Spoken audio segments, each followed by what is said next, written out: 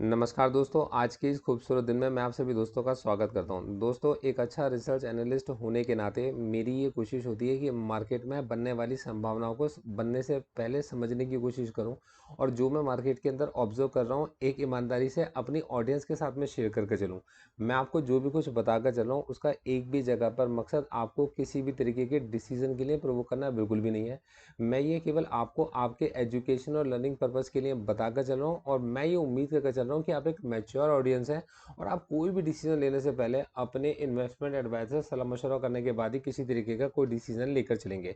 देखो दोस्तों, सिचुएशंस बिल्कुल माइन्यूट है। मार्केट एग्जैक्टली ऐसी जगह पर खड़ा है जहां पर आपके पास न्यूज़ का इतना फ्लो है। मार्केट अभी 4-3 दिन पहले जो मार्केट के लिए बहुत ज़्यादा बुलिश थे, अचानक से अपने व्यूज़ को चेंज कर चुके हैं। ठीक है।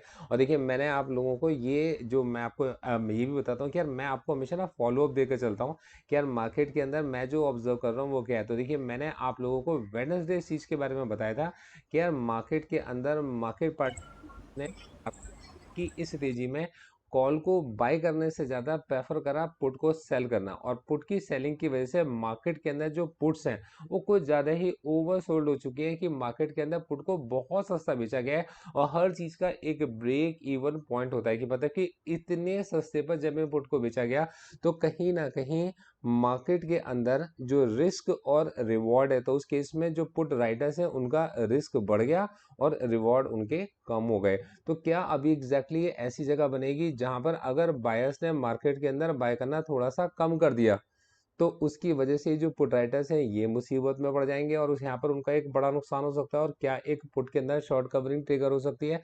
तो देखो यार, मैं आपको ना डेप्थ में सिखाने की कोशिश करता हूँ। मार्केट को प्रोफेशनल ट्रेडर्स के नजरिए से समझने की कोशिश करा करो, रादर देन इसके कि हम कभी बुल और कभी हम लोग बियर बन के चले। तो यार देखो, जैसा मैंने ऑब्जर्व किया था मैंने आपको बताया। देखो, मैंने आप लोगों को 11 तारीख को बताया और मार्केट के अंदर 12 तारीख और 13 तारीख की मूवमेंट्स को आप ऑब्जर्व करके चलो। 13 तारीख को 221 करोड़ की कुल बाइंग है, मतलब कि बायर्स ने यहाँ पर अपनी पोजीशंस को लेस एग्रेसिव होकर खोलना शुरू करा। यार ये इतनी इतनी सीधी सीधी सी बात है, जो हमारी आंखों के सामने चल रहा होता है हम उसको नहीं देखते और हम ना कहीं से किसी ना किसी जगह पर किसी मैजिकल शॉट को, जादू की छड़ी को ढूंढ रहे होते हैं। तो यार ये जो डेटा है ना आपकी आंखों के सामने है। तो यहाँ पर हमें देखते हैं कि तो कुल 221 करोड़ की बाइंग करके मार्केट में एफआईज गए। अब यार इसके वजह से क्या मार्केट के अंदर अब मार्केट पार्टिसिपेंट बेरिश हो जाएंगे? तो थोड़ी सी देर के लिए जाते हैं और चार्ट्स के ऊपर थोड़ा सा अगर आप एनालाइज करने की कोशिश करोगे तो यार एसजीएक्स निफ्टी ने हमारे को एक डोजी कैंडल के बाद में एक इस जगह पर जाएंगे तो एक प्राइस रिजेक्शन की एक कैंडल हमारे को दी है। दोस्तों यार ये कैंडल ना बड़ी इंपॉर्टेंट रहती है, क्योंकि इस कैंडल के अंदर अगर आप देखेंगे मार्केट जिस जगह पर खुला उस जगह से उसने ऊपर राइज करने की कोशिश की। मतलब मार्केट के अंदर मार्केट पार्टिसिपेंट ने बाय करने की कोशिश की, लेकिन जो पीछे से पोजीशंस कैरी करके लेकर आए थे उन्होंने इस जगह पर जाकर इस कैंडल में अपनी सेलिंग को ऐड कर दिया, मतलब प्रॉफिट को बुक करना शुरू कर दिया। और इनके इस प्रॉफिट के बुक करने की इंटेंसिटी मतलब हद कुछ इतनी ज्यादा थी कि इसने ना केवल अपने डे के ओपनिंग प्राइस को ब्रेक किया बल्कि लो को ब्रेक किया और पिछले दिन के लो के पास में जाकर ये कैंडल क्लोज होती है। तो मतलब ये एक परफेक्ट शूटिंग स्टार कैंडल हमारे पास बनती है। बस मार्केट अगर यहाँ से गैप डाउन ओपन होता है, तो मार्केट अगर यहाँ से गैप डाउन ओपन होता है तो इसका सीधा सा मतलब कहीं ना कहीं निकल कर आता है कि मार्केट पार्टिसिपेंट ने अपनी पोजीशन में प्रॉफिट बुक करना शुरू कर दिया है। और ये 200 डेज के मूविंग एवरेज के पास में इन्होंने अब इसको मार्केट का सेंटर बनाना भी शुरू कर दिया। या मार्केट इसी तरीके से काम करता है। अब सेंटर बनाने का मतलब क्या? पुट के अंदर शॉर्ट कवरिंग हो गया। तो यार देखो, इसका ना लॉजिकली मतलब समझ के चलो कि यार कोई भी चीज का सेंटर तब बनता है जब मार्केट में पुट के राइटर्स अपनी पोजीशंस को डिफेंड करने के लिए कॉल को बेच के चल रहे होते हैं। तो जब वो पुट के राइटर्स को अपनी पोजीशन को डिफेंड करने के लिए कॉल को बेच कर चले होते हैं, मतलब कि वो पहले जितने एग्रेसिव पुट को बेचने में थे अब उतने ही एग्रेसिव अगर कॉल को बेचने में भी हो जाते, तो मार्केट ना वहीं वहीं अपना एक सेंटर बनाता है।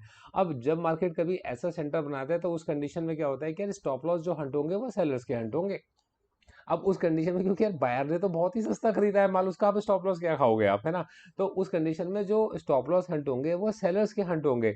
तो स्टॉप लॉस अगर सेलर्स के हंट होंगे तो मार्केट एक वोल्टिलिटी भी दिखा के चलेगा। अब हमें इसको समझना चाहिए 3 महीने के टाइम फ्रेम में, क्योंकि यार देखो मार्केट में जब भी कभी कोई पैसा बनता है तो मुझे ना एक मेरे दोस्त है प्रदीप जी, उनका बड़ा अच्छा कमेंट याद आता है। वो ये कहते हैं कि यार गौरव जी, मार्केट में ना हर समय कभी बुल बन जाओ कभी बियर बन जाओ। आज मार्केट खुली है तो आज हम लोग क्या करेंगे, अब सेलिंग में बैठेंगे, आज बाइंग में बैठेंगे। इन सबसे अच्छा है कि एक ना एक ट्रेड ढूंढा जाए जिसमें 2 से 3 महीने तक आराम से बैठा जाए, उसको समझा जाए। तो पीछे के 3 महीने के ट्रेड्स को अगर आप समझ के चलोगे तो जनवरी फरवरी मार्च के अकॉर्डिंग देखिएगा, मैंने अब आपके पास में जो बात करके चल रहा हूँ यार, कहीं मैं आपसे ना अप्रैल मई जून की बात करके चल रहा हूँ। तो मार्केट में इस समय पर दो लेवल 17,419 नीचे का और 17,18,319 ये ऊपर का, ये वो लेवल्स बनते हैं मार्केट के एक लॉन्ग टर्म की फ्लक्चुएशंस की रेंज के लिए। अब यार देखो, मार्केट इसे कितने समय में पूरा कर पाता है कि मार्केट के अंदर एक डिप आएगी और मार्केट में इस डिप के बाद मार्केट पार्टिसिपेंट और इसमें अपनी पोजीशंस ऐड करेंगे और यहाँ से मार्केट को के लिए बुलिश हो जाएंगे। तो ये तो वक्त ही बताएगा। पर इस समय पर मार्केट ने एक 17,419 से 17,1813 और 17,1813 से 18,319 के बीच की एक 300 पॉइंट की रेंज का आप अप्रोक्सीमेटली मान के चलिए कि बनानी शुरू कर दी है मार्केट ने। और मार्केट की ये लॉन्ग रेंज जो मुझे इस समय पर दिखती है वो कहीं ना कहीं ये दिखती है।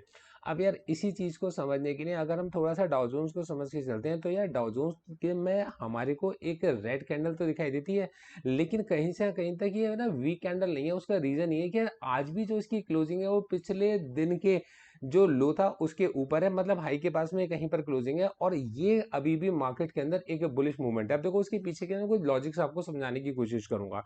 अब मैं यहीं पर इसी जगह पर गोल्ड को देखकर चल रहा था और गोल्ड के अंदर मैंने ये ऑब्जर्व करा कि यार मार्केट के अंदर गोल्ड जहां खुला वहीं से मार्केट में एक बहुत बड़ी प्रॉफिट बुकिंग गोल्ड के अंदर हमें देखने को मिलती है। मतलब एक इतनी बड़ी गिरावट हमें गोल्ड के अंदर देखने को मिलती है कि ये इस समय अपने हाई के पास में एक बेयरिश मारूबोजू कैंडल क्रिएट कर कर चल रहा है।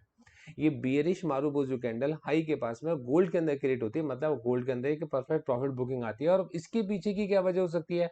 तो जब मैंने इसको तलाश करने की कोशिश की तो मेरे दिमाग में बस एक ही बात आई कि भाई 3 मई के पास में एक नया रेट के ऊपर, मतलब देखिएगा अब फेड की मीटिंग का आउटकम निकल कर आएगा 3 मई के पास में। तो यार कहीं ये 3 मई के आसपास की तो तैयारी नहीं चल रही। तो यहाँ पर मैंने ये ऑब्जर्व करा कि यार मार्केट में इस समय पर जो इतनी बड़ी तेजी रही, तो उन सब तेजी के पीछे की जो सबसे बड़ी वजह थी वो था फेड के द्वारा मार्केट के अंदर पैसे को पंप कर देना। लॉजिक समझ के चलना आप इस चीज को यार, 0.25% पर 0.25% के ब्याज पर मार्केट में मार्केट पार्टिसिपेंट को पैसा अवेलेबल करा दिया गया ब्याज पर। अब वो इस पैसे का इस्तेमाल क्या करते हैं, उन्होंने पैसा उधार लिया, खूब उधार लिया और फिर उसके बाद में मार्केट के अंदर उस पैसे को पंप कर दिया। अब फेड के रेट हाइक को लेकर जो हम लोगों ने इतना हवा काटा यार, उसका लॉजिक समझो यार। उन्होंने हर बार धीरे धीरे अपने रेट हाइक को करते करते 475 बेसिस पॉइंट का रेट हाइक करा और 475 पॉइंट के रेट हाइक करने के बाद में 5% के रेट हाइक पर ये पहुंच चुके हैं। तो यार कहीं ना कहीं तो मार्केट के अंदर किसी चीज का एक हाई बनता है, तो वो 5% के रेट हाइक पर पहुंच चुके हैं, जो कि मैं ये मानता हूँ कि अमेरिका की बैंक्स के अकॉर्डिंग जो इसका जिसका मतलब जो दायरा है वो पूरा विश्व है। तो उस जगह पर कहीं ना कहीं यार 5% के पास में एक पॉज मेरे को लगता है कि मार्केट के अंदर आना चाहिए। देखिए मैं आपसे कह रहा हूँ कि मेरी एक्सपेक्टेशन है और मैं इसमें गलत भी हो सकता हूँ, पर होने से पहले चीजों को समझना जरूरी है, क्योंकि जब तक होने से पहले चीजों को हम समझेंगे नहीं तब तक हम प्लान नहीं बना पाएंगे। और यह मार्केट के अंदर अगर उसी समय पर जाकर हम लोग प्लान बनाएंगे तो फिर आपको पता ही कि आप क्या क्या हो सकता है आपके साथ में, है ना। तो हो सकता है कि ये चीजें मतलब हमारे फेवर में जाए, हो सकता है हमारे फेवर में ना जाए। तो जब हमारे फेवर में मार्केट नहीं जाएगा हम शांत बैठेंगे, लेकिन अगर हमारे प्लान के फेवर में जाता है तो कहीं ना कहीं हमारे को मार्केट के अंदर एक प्रॉफिट के चांसेस बनेंगे।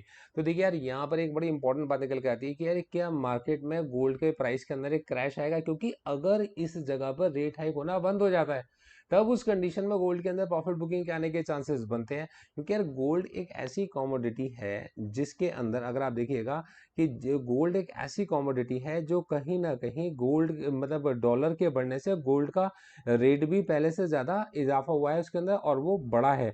अब मार्केट के अंदर यार अगर मार्केट 5% के आसपास 5% के आसपास जाकर रुकता है, जिसका डिसीजन हमें 3 मई के आसपास जान देखने को मिल जाएगा, तो ये चीज मार्केट के लिए अच्छी होगी और उस कंडीशन में मार्केट के अंदर नए जो हैंड्स हैं वो मार्केट को ज्वाइन करेंगे फर्दर। और मार्केट में एक ना इस 5% के बेसिस को ध्यान में रखते हुए मार्केट के अंदर कुछ नए ट्रेड प्लान्स बनाकर लोग उतरेंगे और मार्केट में नई चीजें स्टार्ट होंगी। देखिए ये मेरी एक्सपेक्टेशंस है, हो सकता है कि मैं इसमें गलत हूँ, मेरे गलत होने की भी पूरे पूरे चांसेस हैं, लेकिन मैं आपके साथ अपनी वो सारी ऑब्जर्वेशंस बहुत ही ईमानदारी से बता के चल रहा हूँ जिन्हें आप अपने लर्निंग पर्पज के लिए समझ सकते हैं। और इन्वेस्टमेंट करने से पहले कोई भी डिसीजन कभी भी अपने इन्वेस्टमेंट एडवाइजर के बिना नहीं लीजिएगा, क्योंकि आपका इन्वेस्टमेंट एडवाइजर आपके निवेश को समझता है।